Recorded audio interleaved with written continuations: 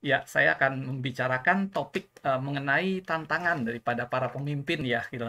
Saya tahu banyak di antara kita yang pengen banget nih belajar untuk menjadi seorang pemimpin, cuman memang problemnya kita punya banyak sekali gitu loh tantangan-tantangan. Kenapa banyak orang akhirnya merasa frustasi dan kemudian tidak ya udahlah, udah capek jadi pemimpin gitu ya. Kayaknya give up aja deh gitu, rasanya kayaknya udah terlalu berat buat saya gitu ya gitu.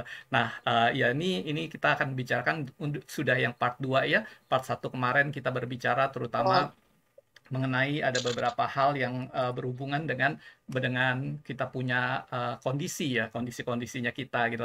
Nah, hari hari ini kita akan meneruskan. Jadi kita ada tiga ya, tiga yang pertama dan tiga yang kedua. Tiga yang pertama saya udah post juga di kita punya Instagram, dan sekarang kita akan bicara di tiga yang kedua ya teman-teman gitu.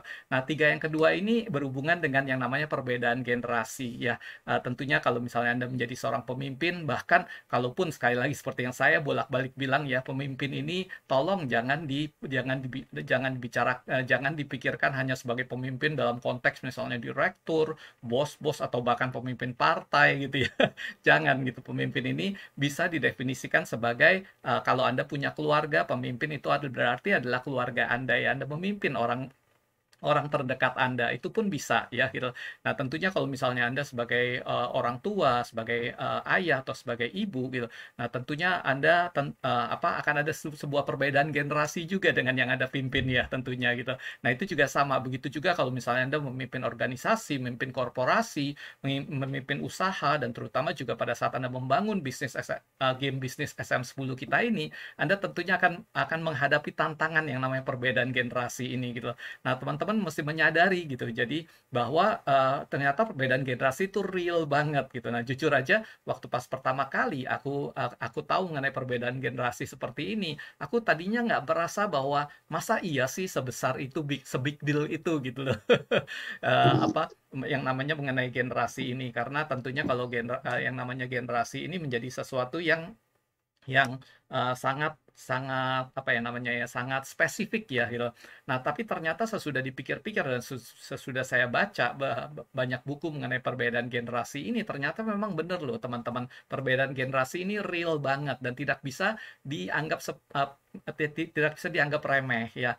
Contohnya kalau misalnya Anda pengen pengen membangun partnership, membangun sebuah organisasi baik itu korporasi ataupun apapun juga deh gitu ya. Nah, pasti semakin besar organisasi Anda, semakin banyak lintas generasi yang terjadi, ya gitu.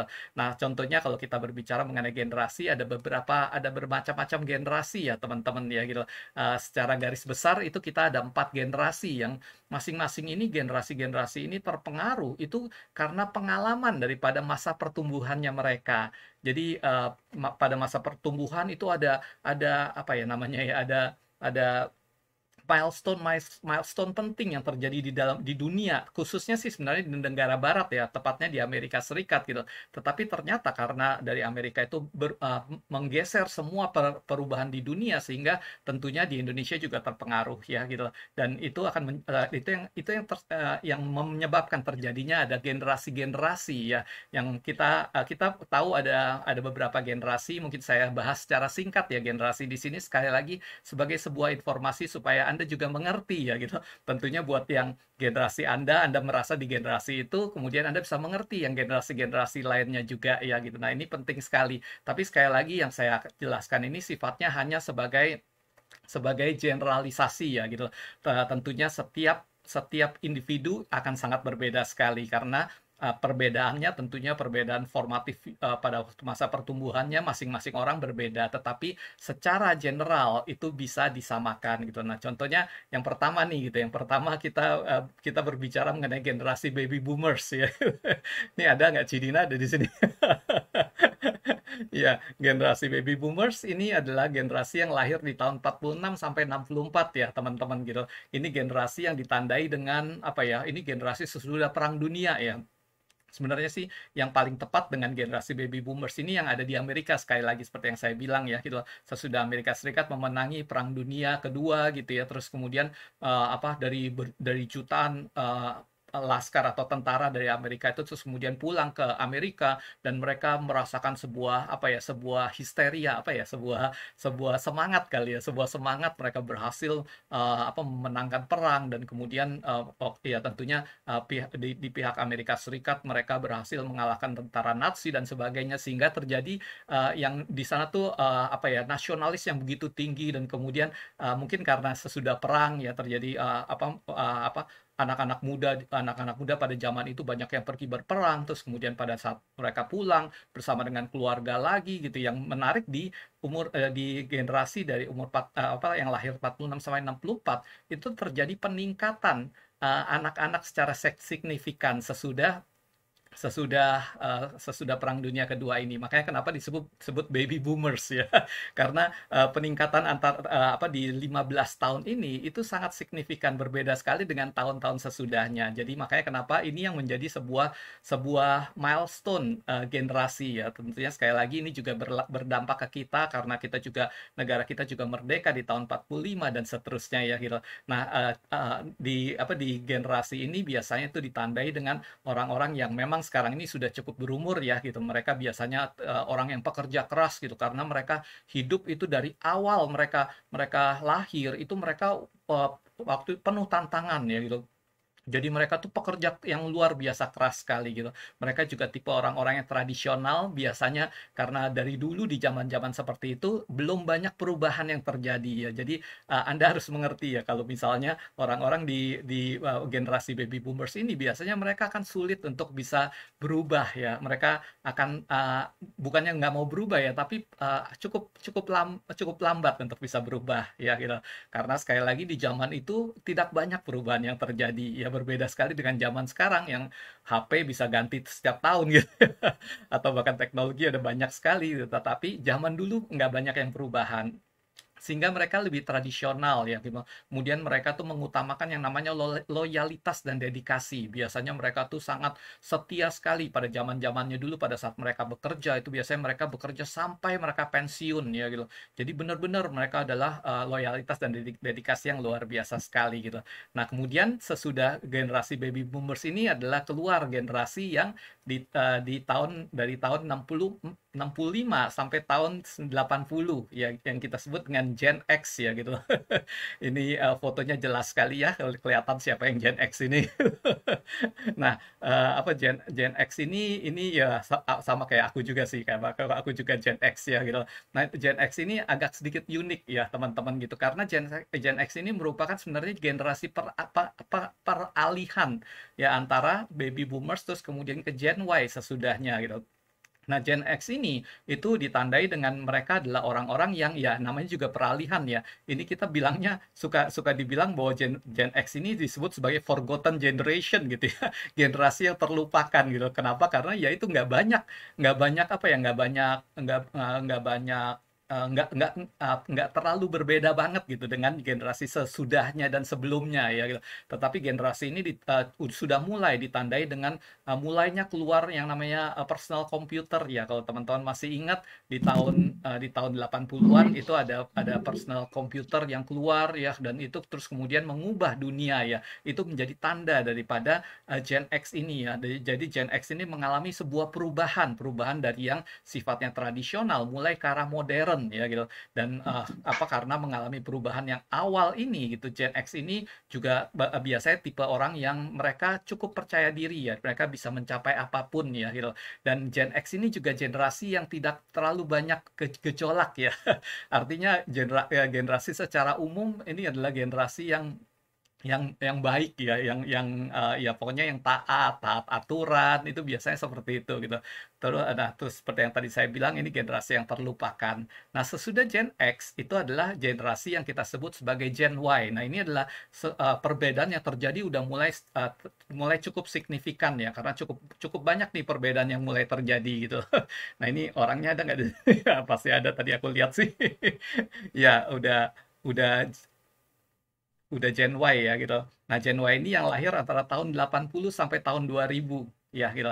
Nah, generasi yang lahir di tahun 80 sampai 2000 ini itu ditandai dengan mereka tuh sangat sangat apa ya, mereka tuh besar itu di era internet ya gitu.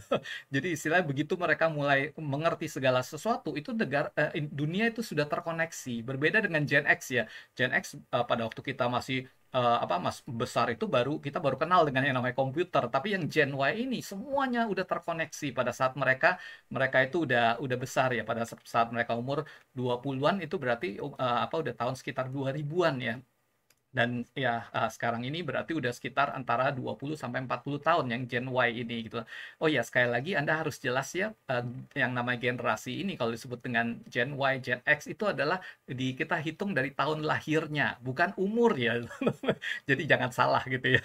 Jadi tahun lahirnya tuh kapan? Itu Anda masuk ke generasi yang mana gitu. Karena sekali lagi generasi-generasi itu terjadi karena adanya formative years ya, perubahan-perubahan yang mendasar yang terjadi pada dunia seperti Gen Y ini. Itu yang perubahan yang mendasar yang terjadi itu adalah yaitu perubahan bahwa ada internet gitu, di mana zaman dulu gitu aku ingat banget pada waktu masih kuliah di Amerika itu aku masih pakai tulis surat Anda bayangin ya surat masuk ke kantor pos gitu ya. Terus kemudian pada saat kita tulis surat sekarang itu baru dibacanya baru ya sekitar 2-3 minggu kemudian gitu. Tapi sekarang ini zaman udah begitu canggih ya gitu. Sorry, sebelum sebelum zaman sekarang ya, tapi zamannya Gen Y ini mereka tuh udah mengerti yang namanya email ya gitu. Mereka udah ngerti bahwa pada saat mereka tulis surat itu mereka langsung bisa terhubung. Belum belum ke arah langsung yang kita bisa ngomong lewat suara atau lewat video, terutama belum belum ke zaman itu ya gitu. Gen Y zamannya tuh tapi udah tahu gitu bahwa dunia ini sudah bisa sudah interconnected ya satu sama lain ya gitu. Nah, ini generasi ini itu terjadi generasi yang ditandai dengan orang-orang yang suka banget dengan yang namanya usaha ya gitu ya. Jadi banyak yang mulai usaha dari sejak usia sangat muda. Yang Gen X sama baby boomers itu biasanya mereka mulai usaha di umur-umur yang sudah sangat lumayan lah ya gitu. Tapi Gen Y itu berdasarkan statistik itu di usia 25, 27 mereka sudah mulai membangun sebuah usaha ya gitu. Nah, kalau kita bicara mengenai Gen Y ini, tantangannya dengan orang-orang dengan yang lahir di Gen Y, sekali lagi ini bukan berarti Nanda sama Christine ya, jangan salah. Ini hanya contoh aja gitu.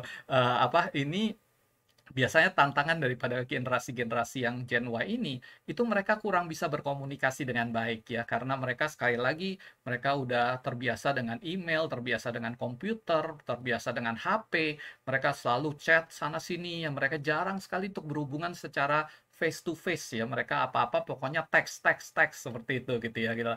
Nah, sehingga ya kemudian mereka juga ini ditandai dengan mereka tuh tidak sabar ya, tidak sabar. Dan Gen Y ini yang unik daripada Gen Y ini, Gen Y ini adalah generasi pertama di mana generasi ini dilahirkan dari keluarga yang Gen X sama baby boomers yang mereka tidak menikmati masa-masa kecil yang menyenangkan ya, seperti tadi aku cerita baby boomers sama sebagian dari Gen X itu rata-rata masa kecil mereka itu nggak terlalu apa ya, nggak terlalu luar biasa gitu. Artinya bahwa orang tuanya itu biasanya nggak terlalu mampu ya gitu, karena ada peningkatan kesejahteraan. Nah, tapi Gen Y ini mulai berbeda. Gen Y ini biasanya itu dari keluarga yang baby boomer sama Gen X yang orang tuanya itu merasa bahwa pada saat mereka kecil dulu mereka merasa punya banyak tantangan, sehingga mereka tuh anak-anak di Gen Y ini itu banyak sekali yang mereka tuh boleh dibilang mereka diberikan privilege khusus atau keistimewaan khusus ya gitu.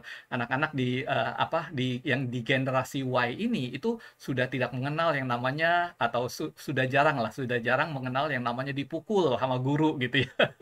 Nggak tahu deh teman-teman di sini masih merasakan nggak. Aku yakin yang baby boomers, Cidina misalnya, itu pada zaman waktu pas SD itu, waduh namanya pukulan mah udah biasa gitu ya. Di Gen X, jadi generasinya aku tuh juga beberapa kali aku kena pukul sama guru gitu, bahkan sama orang tua. Tapi yang Gen Y, itu mereka punya privilege khusus gitu. Biasanya orang tuanya tuh merasa bahwa saya pengen sekali memberikan yang terbaik buat anak-anak saya. Nah, makanya Gen Y ini itu besar dengan yang relatif nyaman ya, pertumbuhan ekonomi udah cukup bagus ya, dunia tuh perkembangannya bagus sehingga rata-rata itu cukup mendapatkan pendidikan yang bagus dan merasa cukup nyaman ya. Oleh karena itu sekali lagi kejelekannya atau tantangannya sekali lagi ya bukan kejelekannya itu seringkali yang di generasi di 80 sampai 2000 ini itu mereka suka merasa bahwa gua layak gitu loh. Merasa layak itu apa ya? Kalau bahasa Inggrisnya entitled. Mungkin kalau yang yang ngerti bahasa Inggris lebih lebih jelas ya merasa layak ini merasa misalnya apa ya?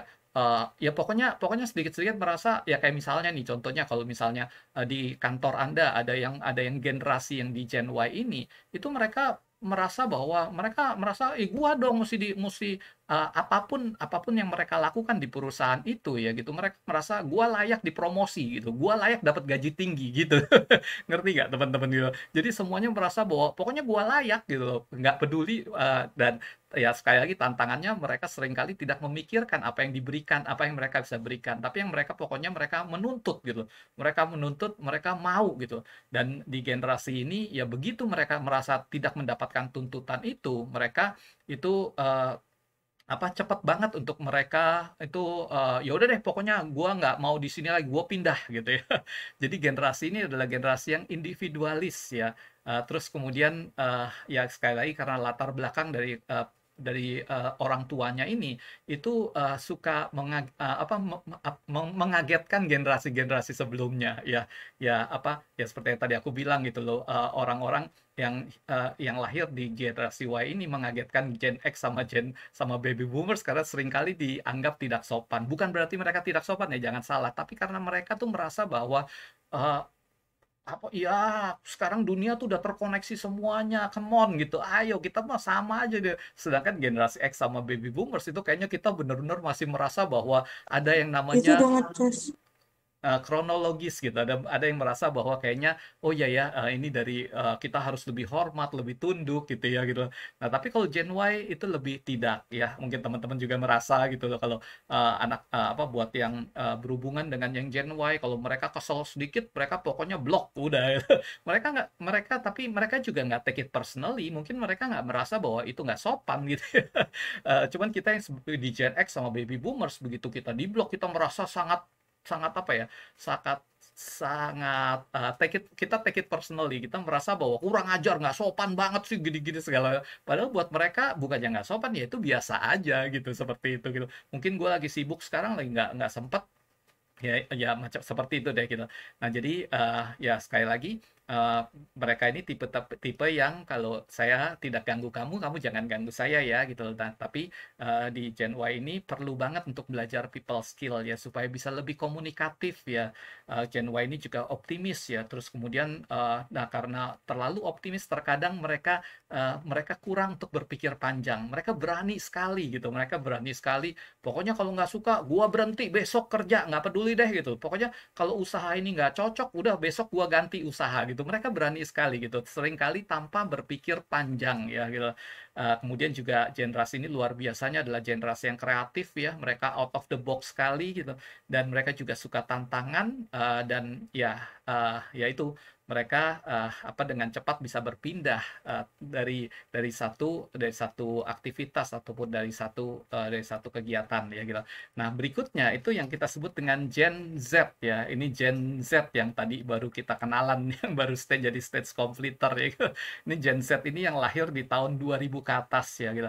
Nah, generasi ini ditandai bahwa generasi ini ditandai dengan yang namanya media sosial ya. Media sosial yang sudah sangat terkoneksi, udah sangat keren banget segala sesuatunya tuh udah terhubung ya gitu. Nah, ini jadi generasi ini biasanya generasi yang cukup ambisius. Mereka mereka merasa bahwa mereka udah belajar banyak, melihat banyak gara-gara pengaruh media sosial ya.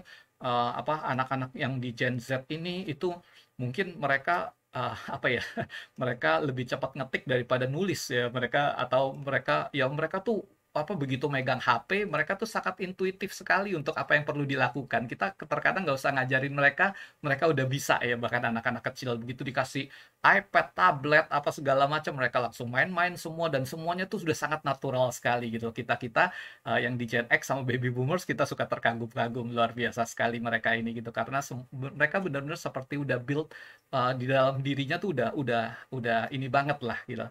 Nah, mereka karena ya jadi mereka belajar banyak, mereka dapat informasi banyak sekali dari YouTube, dari sosial media, dari macam-macam deh pokoknya gitu, informasi-informasi, bahkan termasuk informasi-informasi hoax ya, hoax yang masuk juga ke mereka gitu ya. Jadi mereka tipe yang ambisius, mereka berpikir global gitu. Dan yang lebih luar biasa lagi, Gen Y tadi saya udah bilang ya, itu nggak tipe yang nggak sabar. Yang Gen Z ini nggak usah ngomong gitu. Mereka mau apa, sekarang ini juga mereka harus dapat gitu. Bener-bener apa ditandai dengan yang sangat tidak sabar sekali gitu. Saya suka bercanda kalau nggak tahu ada apa nggak, tapi keponakan saya yang Gen Z ya, itu dia kalau misalnya ngajarin dia HP, kalau begitu HP-nya lama sedikit, udah pencetnya dipencet terus berkali-kali. Aku yakin yang ada orang tua yang pasti ngalamin itu juga gitu, cepet banget, nggak sabar sama sekali ya, bener-bener mereka ini ya mereka, karena mereka sekali lagi bukan karena mereka tidak sabar, karena mereka dilahirkan dalam situasi seperti itu ya. Dunia sangat cepat sekali, banyak sekali perubahan yang terjadi gitu. Nah, tapi sayangnya Gen Z ini karena begitu banyak perubahan terjadi, begitu banyak informasi yang terjadi, mereka ini juga ditandai dengan mereka yang percaya diri, seolah-olah percaya diri. Mereka percaya diri di luar, tetapi di dalamnya mereka sebenarnya merasa insecure gitu. Nah, kenapa? Karena ya itu, mereka melihat terlalu banyak contoh ya, mereka lihat ada orang yang berhasil di sana pada usia yang sangat muda sekali, dan mereka mulai membandingkan dirinya dengan orang-orang yang mereka lihat di sosial media, di YouTube, dimanapun juga ya gitu. Aku ingat banget aku pernah ketemu dengan satu orang yang pada waktu saya bicara, dia bilang, "Aduh Pak, saya udah telat Pak," gitu, "saya udah telat banget nih," gitu loh. "Oh kenapa telat?" gitu. "Iya saya udah umur 22 tahun, saya udah lulus kuliah tapi saya belum mulai usaha," gitu. Jadi kebayang nggak teman-teman gitu, mereka tuh benar-benar jiwanya luar biasa, mereka ambisius sekali gitu loh, tetapi ya itu, mereka merasa bahwa semuanya harus mereka dapetin dengan saat yang cepat sekali gitu. Nah, teman-teman, ini kira-kira sebagai penggambaran mengenai generasi ya, perbedaan-perbedaan di generasi. Nah, sekali lagi tantangannya pada saat kita berbicara antar lintas generasi, kalau kita tidak mengerti dengan apa yang tadi saya sampaikan, seringkali kita menyalahkan ya, kita menyalahkan dan mulai ya kita mulai merasa bahwa banyak problem yang terjadi di dalam organisasi kita. Ya contohnya seperti yang tadi saya bilang gitu. Kalau misalnya kita berhubungan dengan yang Gen Y, Gen Z gitu, Anda jangan heran kalau misalnya mereka terkesannya agak ugal-ugalan dalam tanda kutip ya gitu. Terus kemudian mereka juga sedikit kalau mereka nggak senang atau mereka sibuk atau apa segala macam, itu mudah sekali buat mereka itu tanpa mereka berpikir sopan santun ya gitu. Kalau kita sekali lagi merasa ayo dong lebih sopan sedikit, kenapa gitu loh, maksudnya ya, atau kalau terkadang kita jadi suka tersinggung gitu, saya bilang seperti ini kok, maksud kamu nolaknya begini dan sebagainya deh gitu ya. Dan kemudian mulai saling menyalahkan, mungkin yang Gen X sama Baby Boomers merasa bahwa ayo dong kita sama-sama, kita berjuang sama-sama gitu. Tapi ya mereka yang di Gen Y sama Gen Z, mereka akan berpikir berbeda ya gitu. Mereka mereka perlu perubahan-perubahan, mereka perlu sesuatu yang menarik tuh. Dan sekarang sekali lagi, kalau kita mau menyelesaikan itu semua, kita perlu mengerti ini, kita berhenti menyalahkan dan kita mulai saling membantu ya teman-teman gitu. Membantu dalam hal apa nih gitu. Nah, yang pertama kita perlu banget gitu, bahwa kita perlu membangun organisasi dengan nilai dan tujuan yang berarti ya gitu. Nanti saya akan bicara lebih panjang mengenai ini ya. Tetapi penting banget gitu, kita kita kita perlu sadar gitu bahwa kita perlu banget punya punya tujuan yang jelas ya pada saat kita membangun organisasinya kita gitu. Terus kemudian juga kita perlu banget untuk belajar memperbanyak kesempatan untuk berbicara dan bertatap muka ya. Jadi jangan terus-terusan kita terjebak juga dengan kita berkomunikasi lewat email, lewat teks gitu. Tapi kita perlu ngajak bareng-bareng ya, ngajak bareng-bareng terutama generasi-generasi kita yang generasi-generasi yang di bawah kita, yang Gen Y, yang Gen Z gitu.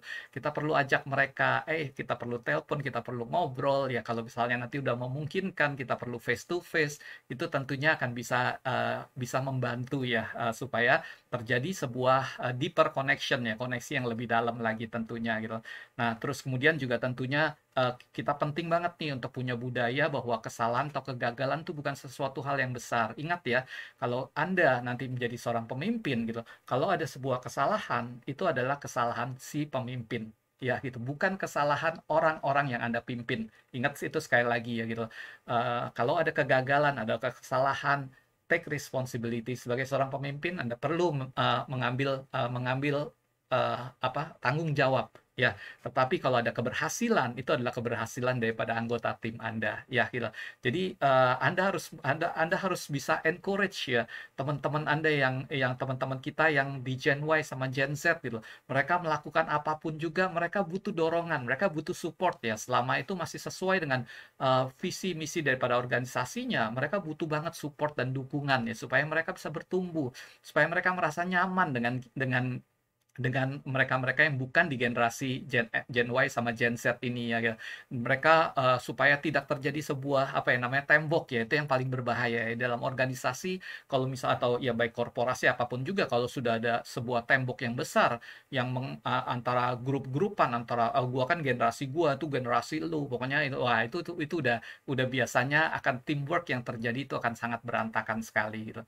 Ya, terus kemudian ini tantangan yang keempat tadi ya, teman-teman gitu. Nah, kita berbicara tantangan yang kelima sekarang gitu. Ini ya tantangan yang kelima ini kita kita justru lucu gitu. Tantangan kelima ini adalah kurang tantangan. Kenapa? Karena zaman sekarang itu kita nggak punya sebuah tantangan yang cukup besar yang membuat kita menjadi bersatu. Anda tahu ya, manusia tuh unik sekali gitu. Pada saat kita punya tantangan, itu tiba-tiba kita akan jadi solid banget, kita akan jadi satu, jadi seperti seolah-olah jadi satu sama lain tuh jadi menyatu banget tuh. Ya mungkin kalau Anda tahu, mungkin Anda yang pernah ikut namanya apa tuh namanya kalau kok tiba-tiba lupa, seringkali ada training-training dari perusahaan, ada apa outbound yaitu mereka selalu dikasih challenge ya gitu. Nah, challenge ini, nah itu biasanya itu pada saat kita bersama-sama kita ada punya tantangan mesti naik, mesti apa apapun deh tantangannya, itu biasanya itu akan menjadikan kita sebuah bondingnya tuh jadi kuat ya, jadi satu.